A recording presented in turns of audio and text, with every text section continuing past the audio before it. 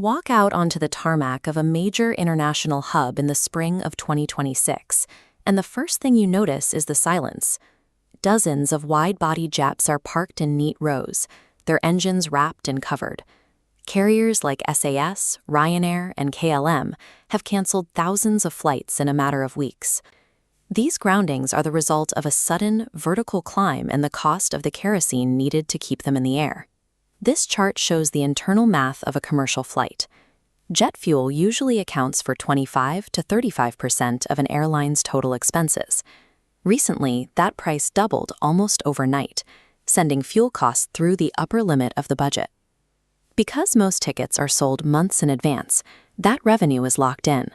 When fuel prices spike like this, those fixed ticket prices can no longer cover the cost of the trip, pushing the profit margin for every seat deeply into the red.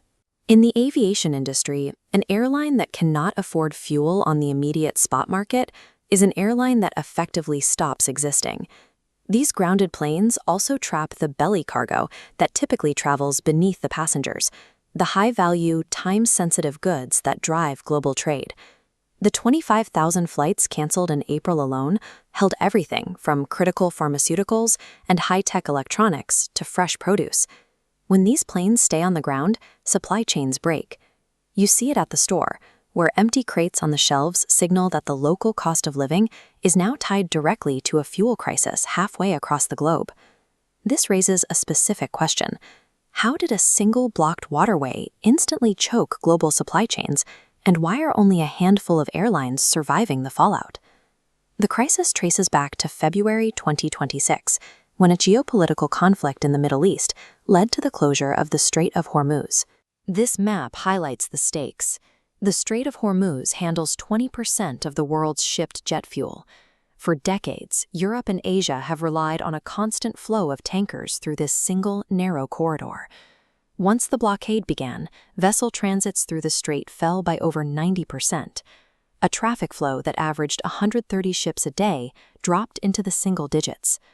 Aviation doesn't run on raw crude oil. It requires specialized aviation-grade kerosene. The complex industrial infrastructure needed to refine this fuel is heavily concentrated in the regions now blocked by the conflict. Because Europe sources nearly 40% of its jet fuel from these Middle Eastern refineries, the continent is now facing a famine.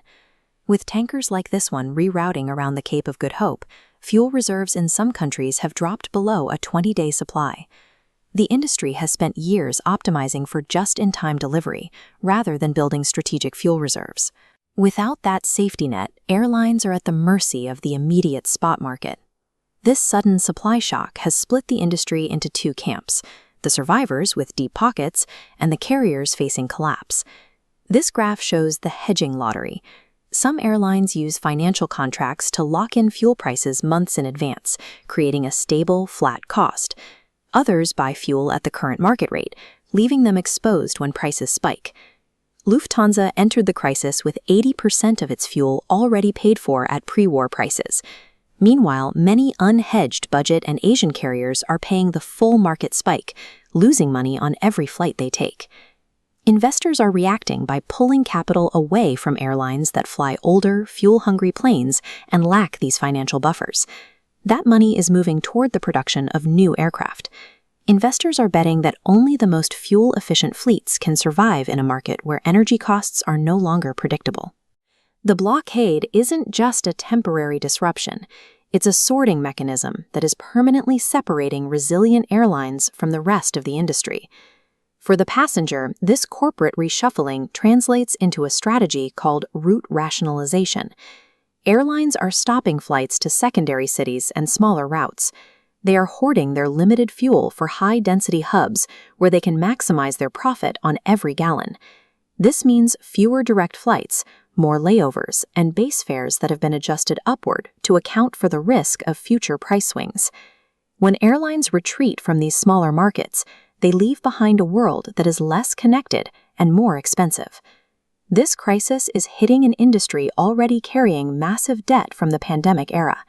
With interest rates remaining high, many carriers can no longer afford to finance the massive expansion that once fueled low-cost travel. As weaker players collapse or merge, The surviving megacarriers will face less competition.